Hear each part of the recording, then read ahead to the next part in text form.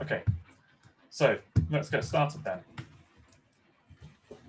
So today we're going to carry on with some of the review of the content that we asked you to do in the last session. And I'm pleased to see that there's been some very active discussion on the Piazza forum. So thank you for that. Please keep it going. We're going to try to respond as fast as we can. I think we've been responding. The average response is in a few hours, so please make the most of that. And where you can and where it's okay, please try to make it a public question so that everybody can benefit from that. Okay, so today we're going to go through a few things that I mentioned, some of the concepts and ideas that have been raised in the last in the session in the chapter 1 about the dimensions of a flow, the variables that are involved in a different flow, and the compressibility, which is something that is new to this. Okay, which is something we didn't discuss last time. We're also going to introduce the Reynolds number, and then we'll go through the 2 practice questions that I set you on Wednesday. Okay, so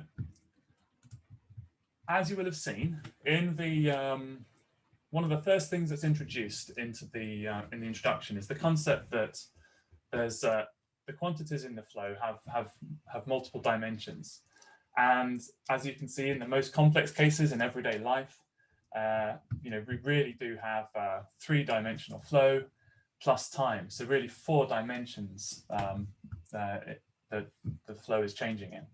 And here, what's happening is this is a simulation, but it represents the reality at the inlet. We have a mass flow which is changing in time and is then becoming it pulses at the beginning of the cycle, it becomes constant, representing the outflow of the heart, and then cycles back and then pulses again. And you can see this happening here. The big blue region represents the pulse. It breaks down into these kind of smaller turbulent structures, and then it kind of peters out, comes to a 0 at the inlet, and then it repeats. And this is, if you like, as complicated as it can get, really, in terms of the dimensions. You've got 3 spatial dimensions and you've got time.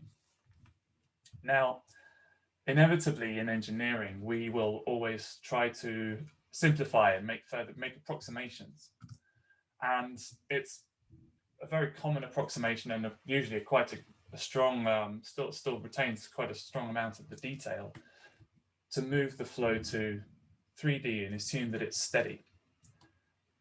And this is represented in the diagram here. This still represents a flow that can move in and out of the 3 dimensions, into the plane and out of the plane. But instead of it changing in time, we now have something which is effectively a static flow. You can see, if you consider the dynamic state of the flow in the aorta, which is truly unsteady, you can start to see how significant an approximation this could be. But generally, we could go further, and we could make an even more severe approximation and assume that the flow is 2D. We could take a slice through the section of the aorta and say, okay, we're not going to consider the fact that it has a radius and that it's changing and it's kind of moving in and out of the plane. And potentially you'll still be able to reproduce and understand some of the main features of the flow. But I think as you can quite clearly see that when you go from a 3D to a 2D, you start to make significant assumptions. Actually, the most significant assumption in this case is that there's no difference between this geometry representing a pipe flow or something with a radius, or something which has an infinite span into the page. So it really is quite different in this case. But it's also kind of representative of some of the assumptions that we'll routinely make in engineering. So I said that I was going to make this a review interactive session, and we're going to make use of the Piazza session as usual.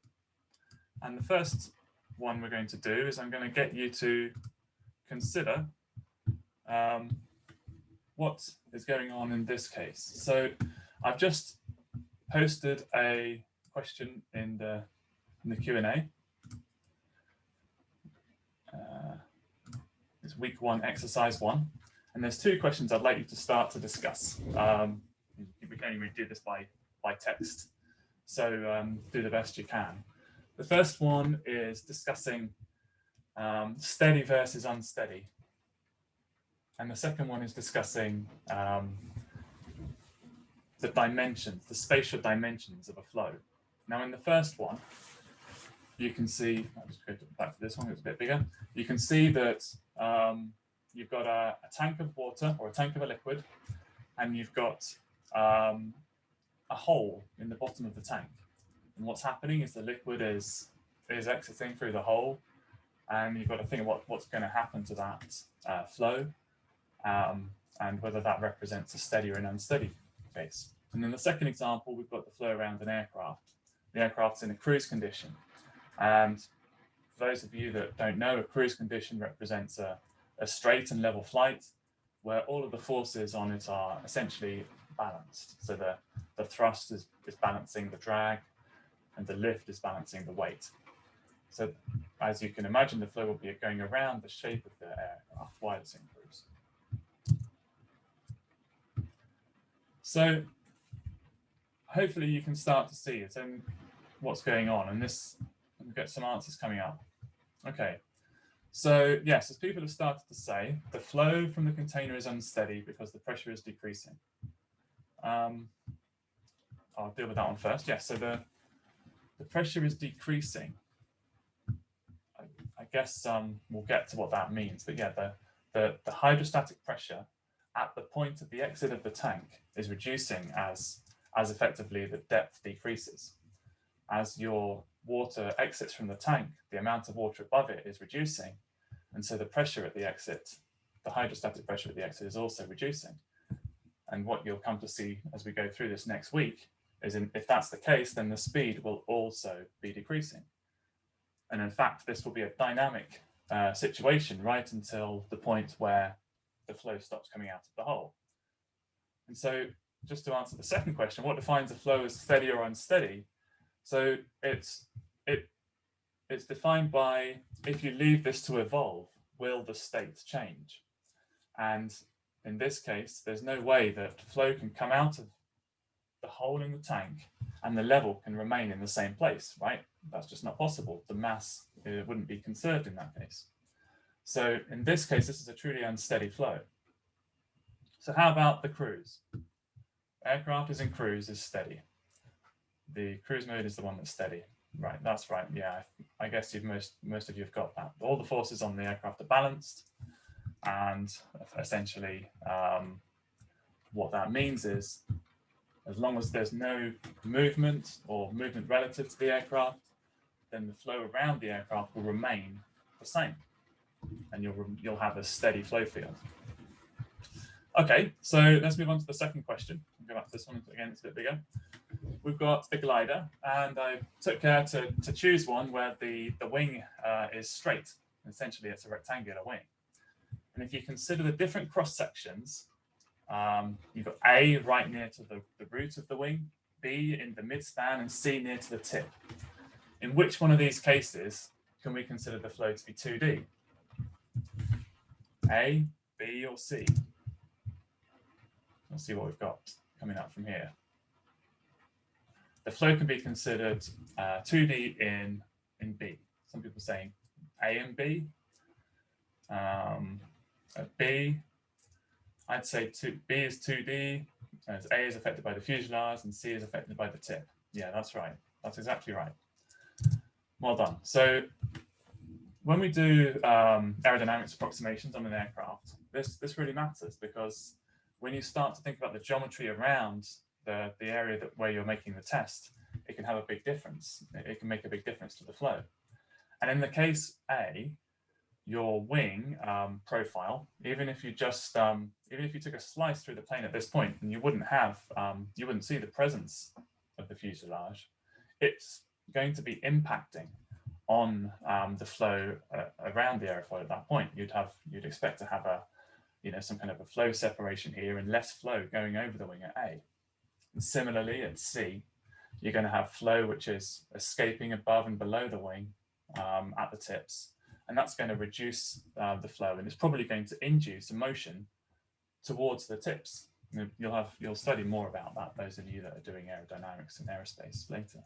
But suffice to say that really only B can be considered the 2D approximation.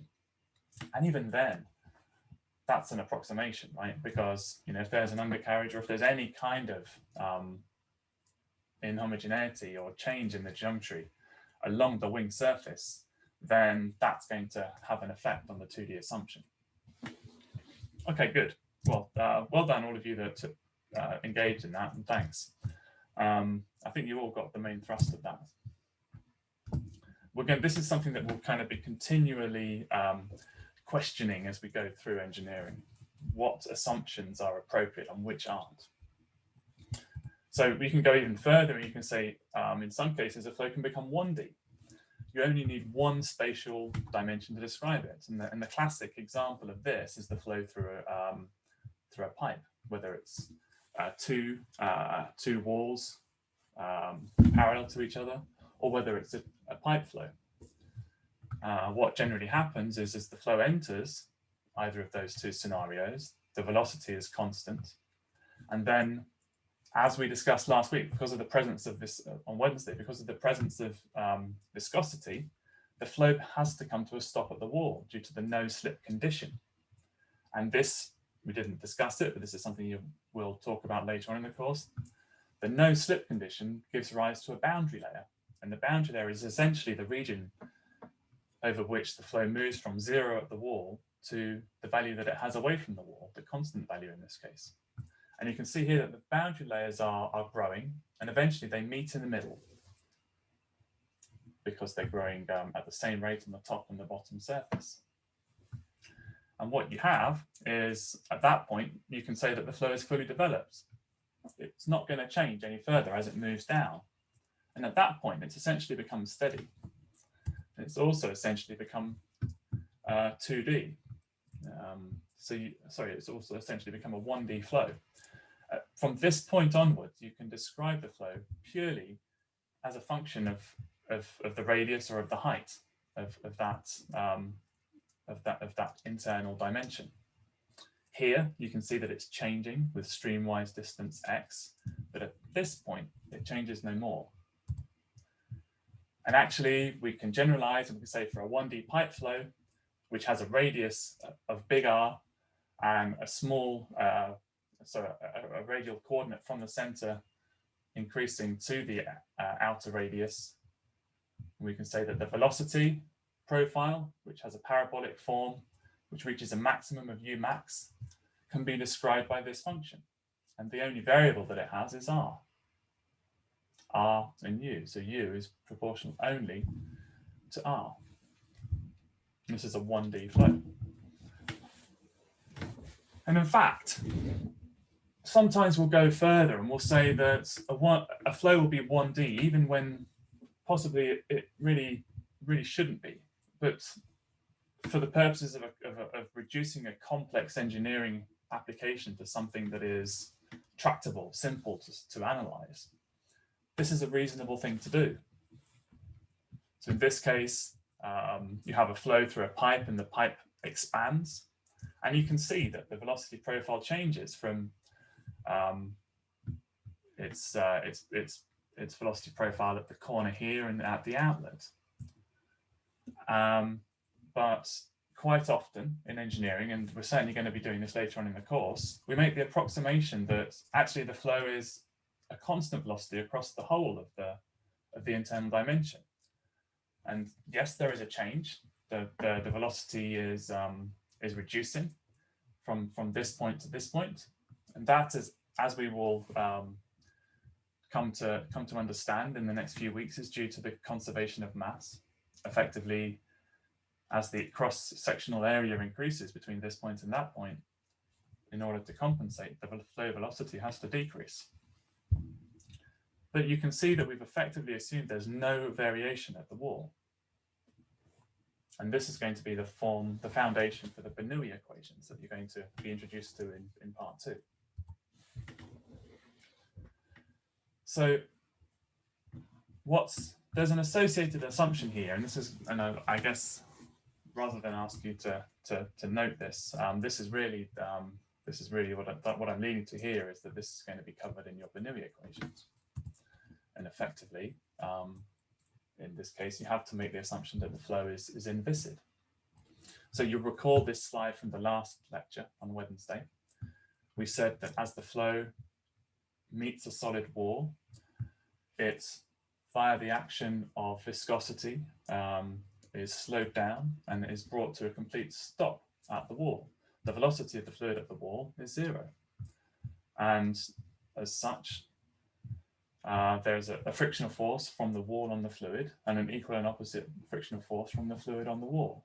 And you go from having a constant velocity to a boundary layer.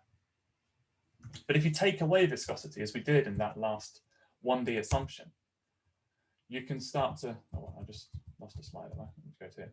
If you start to see what is the impact of the inviscid flow assumption. And here you can say now that there is no slip condition. The velocity of the flow at the wall is the same as the velocity of the flow away from the wall. And that as far as the flow profile is concerned, it hasn't changed in the presence of the wall. And this is known as an inviscid flow. And as we said in the last time we met, the characteristic of an inviscid flow is that there are no losses. There's no friction, so there's no viscous losses. And hence it becomes known as an ideal fluid. You know, that's a myth. There's no such thing. But for the purpose of this kind of theoretical analysis, it's useful. Fluid velocity doesn't reduce at the wall, but it does. But it can be directed by the wall, and this is something that we can come back to later on. So I'll go back to the slide that I introduced, that I skipped, and this is something that we brushed on last time, and you're going to go into much more detail later on, but I thought it was worth to introduce it to you now. So the Reynolds number is a measure of the relative effect of viscosity on a flow. It's, in fact, it's a dimensional ratio.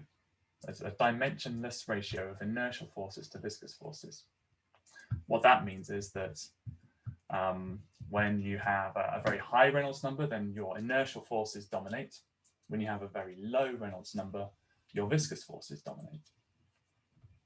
And you can, all you need to approximate a Reynolds number is a velocity, a length. In this example, it's the pipe diameter, and then fluid density and the fluid viscosity.